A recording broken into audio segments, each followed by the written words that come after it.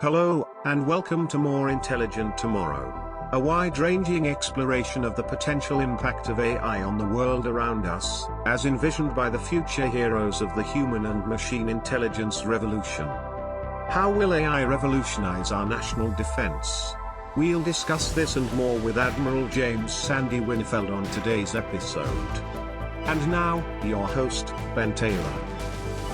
So Sandy, I'm so excited to have you on the podcast today. Well, it's a real pleasure to be here. I've been looking forward to this, Ben. What is the most heroic battle that you can think of when you think of history? Is there a battle in time like D-Day or something like that where you would draw attention to it and say this was truly remarkable, this event in time when it comes to war? Is that a really hard question to ask? Well, it is, because there's so many events like that, and but there are different applications, I think, of the heroism and the intensity. One, of course, would be something like D-Day, where you have men who are in landing craft who are going ashore, and they're becoming more and more aware with every passing minute of how horrible this is going to be for them, but they still do it. And they continue, and they go up the cliff and all that sort of stuff. So that's the sort of sheer physical courage piece of this. But then when you go to the Battle of Midway, where you have Clarence Wade McCluskey, who's out there, running out of gas, needing to turn around, because he hasn't found the Japanese fleet, but pressing on a little bit further and seeing a destroyer, hightailing it to the northwest, and deciding to follow him a little bit longer and finding 4 Japanese carriers, and that's the end of the day for the Japanese. That's a different kind of moment. A lot of heroism there, a lot of courage, a lot of intense thinking going on at the same time. So history is replete with people going through those incredible situations. And I think maybe something that's lost with modern day history, at least for people that are here in the States, is the scale. So when you think of like the D-Day effort and some of these things, you look at the raw numbers, and you need movies like Saving Private Ryan to appreciate what might have been. But I think normally we can't imagine that scale. We can't imagine what a world war would be like, right? When you think of something like D-Day. Oh, absolutely. Hundreds of thousands of people involved in a single stretch of beach is beyond comprehension for us today. It's gotten so technical and precise. It's a much different field of battle than it used to be. Well, I had the privilege of going to Normandy beaches. Imagine you've been there before, and it's hard to describe the feeling. It's almost like the weight of that event it's never going to leave that space. Like it's how would you describe that feeling walking on Normandy Beach and seeing those guns on the beach? Well, it's just hallowed ground. It's where literally hundreds of thousands of acts of unselfish courage played out in a relatively short period of time. And you just think about, standing there and trying to imagine as you're there what it must have been like. Incredible. Yeah. And one of the things I want to kind of pull on with you, when it comes to someone with your background, you're actually very familiar with bleeding edge technology and the usefulness of innovation. Mm-hmm. And going back in time to World War II, innovation played a major role, right? So you had the German U-boats that were much more advanced than what we had, but then we had radar in that. So you had these moments of innovation. How important is innovation in the future when you think of combat and war? Well, the technology is changing so fast that innovation, you have to be at the leading edge of innovation if you're going to survive in a fight that is accelerating. Every year we go through improvements in technology, more automation, more artificial intelligence.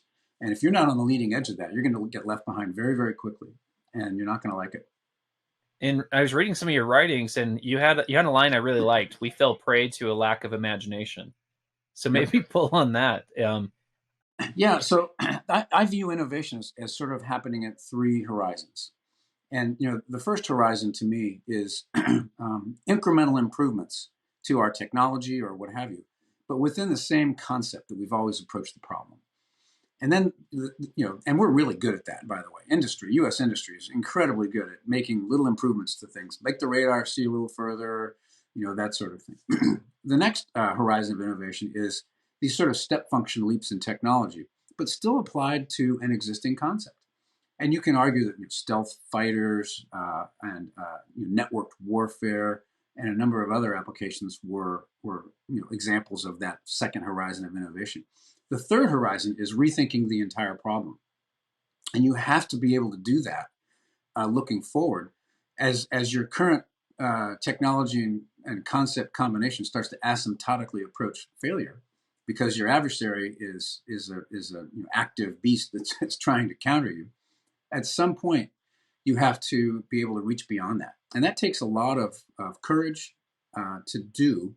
And there are many business applications of this. Look at the digital photography. The companies that actually invented the digital camera couldn't bring themselves to market it because it was too much of a third horizon leap, rethinking the entire concept. And they had a franchise in selling wet film that was going to be completely wiped out by digital photography. So they didn't want to do it. And they were like the dodo bird. They were wiped out in a generation. And we have to be able to think that way.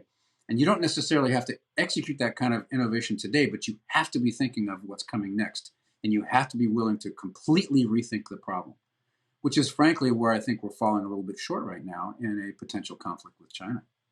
It's fascinating listening to you, because I never saw war in the markets as having an overlay. So just like a small innovation company needing to win the market, you're kind of overlaying that and saying, but this is also how you could win the war, potentially, if you were faced with that, right? Being willing to... You don't want to get wiped out overnight because somebody out-innovated you with something that you may well have had it was obvious to you all along, but you couldn't bring yourself to develop it and market it because you have too many cultural obstacles. Congress was in your way. If it ain't broke, don't fix it. You start thinking about identity metrics like numbers of troops or numbers of ships rather than what those things can actually do. And you can wake up one morning with a big surprise on your hands if you're not careful. That makes a lot of sense. I'm sure you remember this, but I have notes here. So back in April 7th, 2017, the president launched 59 Tomahawk missiles into Syria. And when that happened, at the time, I was thinking, that seems very clumsy. Because ideally, like if I had to invent a perfect technical scenario, I would have launched a single missile, and that missile would have dropped 50 small drones that free fall to the ground, and then 50 feet before they hit the ground, their props come out, they turn on, and then they go on a search and destroy mission for jets. And I don't have any civilian casualties, but if one of those things explodes on an air intake on a jet, they're not going to repair it. And so I was already thinking about that back in 2017. Why is it that scenario didn't play out instead? Because we have the underlying technology, like from a society perspective, that is doable. Why isn't that happening today? Yeah, it's a really good question. And again, the concepts and the technologies go hand in hand. It's really interesting to look at the recent war between Azerbaijan and Armenia, how that war was essentially dominated by the Azerbaijanis using the kind of drone technology that you're talking about. It goes all the way back, I'll never forget, in the first Gulf War.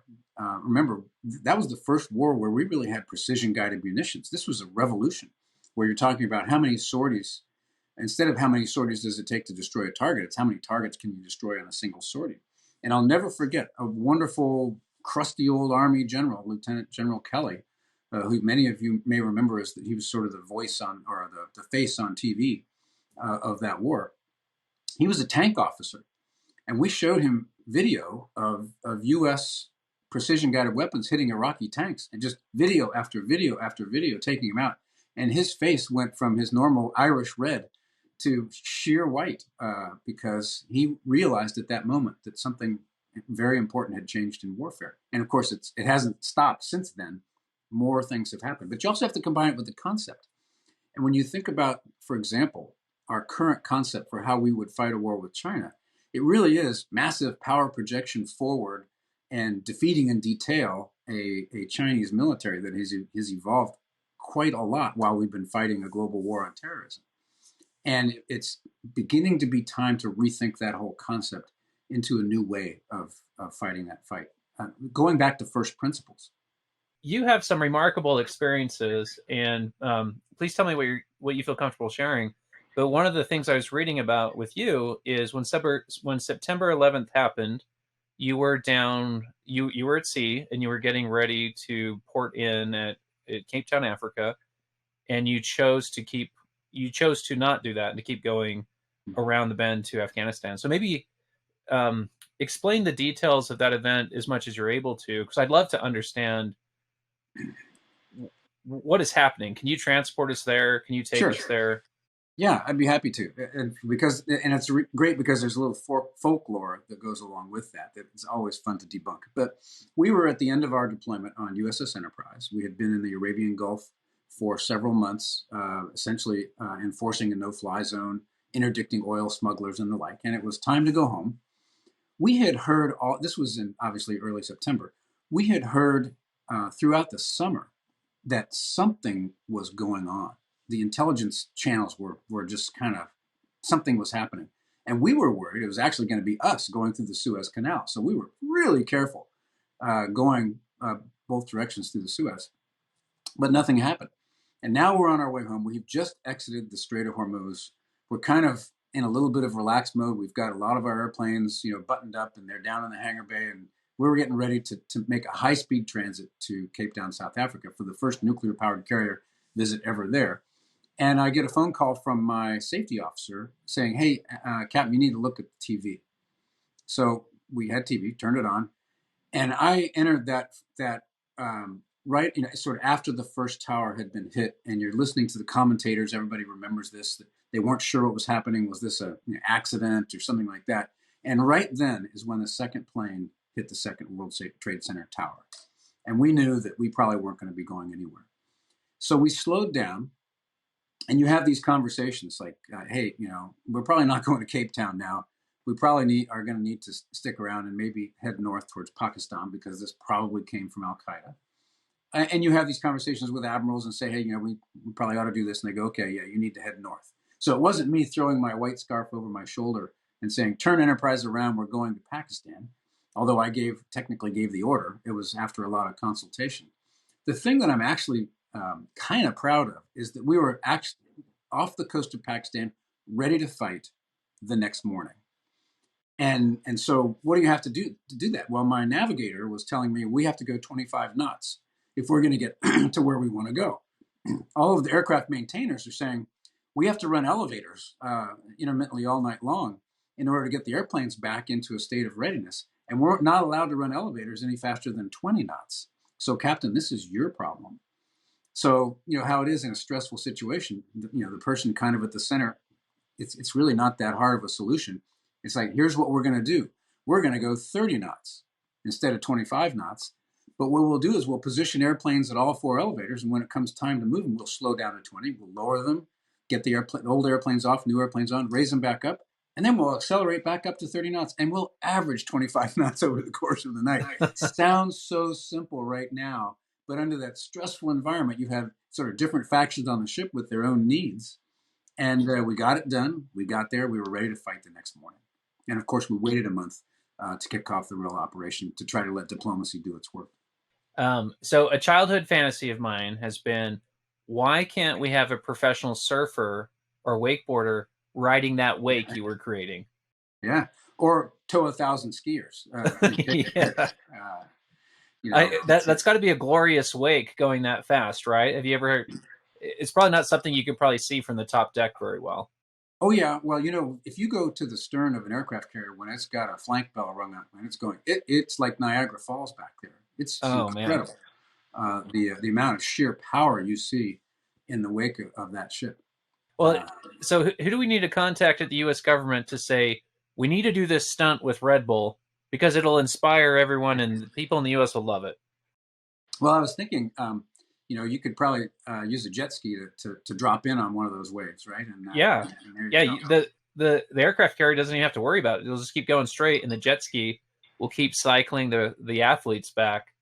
What would really be fun is to go in circles, because then the waves would close in on each other, and they'd amplify each other. It'd be quite a wild ride for the surfer. Yeah. Oh, that's funny. But we do interesting things. We would when we would do a steel beach day, when we would take a break, we would stream a line out there with little buoys on it, and we'd do a swim call, or we would hit golf balls in the water and see who could hit the golf golf ball the furthest off the stern. There's no shortage of innovation when you're trying to have fun out there in the middle of the ocean. So, Sandy, you've written recently about the use of artificial intelligence and its potential applications in warfare. Do you want to pull on that a little bit more or discuss what you've written? Sure. I wrote an article recently in the Naval Institute Proceedings magazine called AI Surprise in the Black Ditch. And the Black Ditch is local lexicon in the Taiwan and East China area for the Taiwan Strait. So this is AI Surprise in the Taiwan Strait. And what I was trying to do is two things. One is demystify what machine learning and the rest of artificial intelligence really is and does, and to sort of explore some of the ethical questions associated with using it for autonomous devices like mines. So wrote an article that essentially has a fictitious humanized device sitting there on the ocean floor, and it's got some very, very sophisticated acoustic sensors that are using machine learning algorithms to identify, classify, what have you, merchant ships, warships, destroyers, submarines, you name it, and has the capability of doing that because of an extensive machine learning campaign conducted by the U.S. Navy, let's say. So this machine now, sitting on the ocean floor, is able to do that, and is in fact connected to a higher level network in the Pacific Fleet that links all these devices together and incorporates other sensors that are using machine learning into that network to get a deep level understanding of what's actually happening out there. And then on top of that, you have the ability to land weapons, torpedoes, let's say, next to these devices. So they turn into what you might have used to call mines, but I don't use the term mine. So that now you have varying levels of autonomy that you can grant to these devices. And the highest level of autonomy would be weapons free.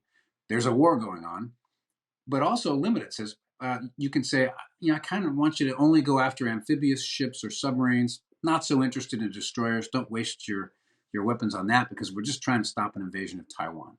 And so now this machine is able to work with adjacent devices passively using not so much machine learning, but using the same kind of algorithms that Google used to win AlphaGo, to dominate Go, to look at the geometry and the relative importance of ships and the like, using true artificial intelligence to solve problems.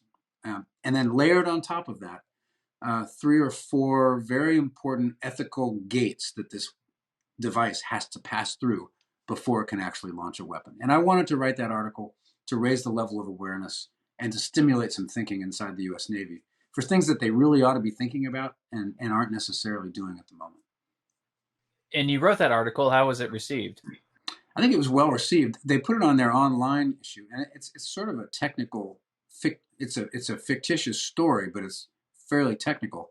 But I got some pretty good comments back from people, and more important to me, I know that Navy leadership has read it. So that was really the target audience, right?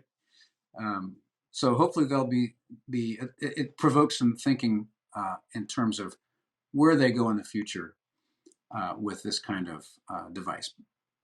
And I think in the future, the thing that surprises people is what is the art of the possible. So if you get some smart AI researchers today with some funding, what ideas could you come up in a room that are actually practical, where you could show proof of concept in a few years?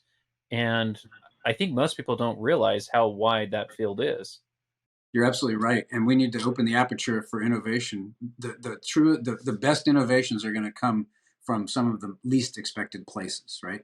You're going to have a junior officer out there who's on a deployment, doesn't have anything to do, and spends his watch time just thinking and putting concepts together, disparate concepts together. That's what creativity is, into a new idea that nobody's ever thought of before. That person now writes about it, and now it gets some traction and eventually turns into a really good idea. Or it could be a university researcher. It could be almost anybody.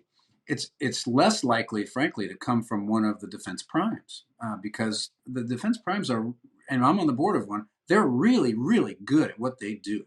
They're incredibly good engineers, but they generally tend to do what they're asked to do by the government. Yeah. And so if somebody came up with a system, hey, we want you to do this, they're going to do it, and they're going to do it really well. It might maybe some stumbling along the way, like we did with the F-35, but these are hard things to do. They're not easy technologies to put together, so there are always going to be stumbles. But in terms of the real grand idea, the Elon Musk idea, the real vision for how you are able to present real dilemmas to your enemy in the next war, those are probably going to come from pretty strange places. That's interesting. So tell me if I get this right. So primes, they're reacting to RFPs coming from the government rather than looking around the corner saying, this is the technology you need. There's no RFP for it. Is that maybe the gap? They're being reactive rather than proactively driving where the innovation needs to go? There's sort of two threads here on that question, and you've got one of them pretty much right on. The primes are actually, they do look around the corner technologically inside the current concept that the military under which they are going to fight. So they may find that second horizon of innovation, the sort of breakthrough that makes a radar see twice as far as it ever saw, or a stealth technology, which of course came from DARPA, not from one of the defense primes. What I don't necessarily see from the primes is melding completely new concepts that go back to those fundamental principles of what dilemmas do we want to present to the enemy leadership with, okay, now what is the technology that we don't have because we've never needed it that brings that to life. Okay. So the mine article that I wrote, for example, if you looked at the state of the art of U.S. Offensive sea mine capability, you'd be appalled. It's like World War II because it's not a sexy thing. It's not part of the current concept per se, but it may actually have a place if you're trying to cut off somebody's commerce, or if you're trying to win in the Taiwan Strait when the Chinese have made it so difficult for us to operate there with our more conventional forces. You're going to have to start thinking of these out-of-the-box technologies that match the new concept. And the new concept are things that the primes definitely do not chase. That's interesting. So in my mind, I'm thinking about primes are good at extrapolating an innovation vector or path, but the thing we're missing is coming up with a completely new one. Right. Out in left field. A really disruptive one. They're very good at the first and second horizon of innovation. Best in the world. Nobody can touch us. And that's good. We need that. We also need those rethink the entire concept ideas and the technologies that go along with it. And what is the role of the private enterprise to assist with that? Do they partner with the primes, or is there, because we have a lot of innovation coming from healthcare, banking, and other places that can feed into this innovation funnel? The classic answers to your question right now is artificial intelligence. The military, I believe, started, sort of behind, chasing the rabbit on this until we put together the Joint Artificial Intelligence Center, and the services started getting a little bit more interested in this. The primes were not doing it necessarily on a grand scale, but there are an awful lot of other people out there who were. Self-driving cars being just one of the many vectors that was bringing the artificial intelligence piece in. And DoD, as it often does, is sort of catching up to that.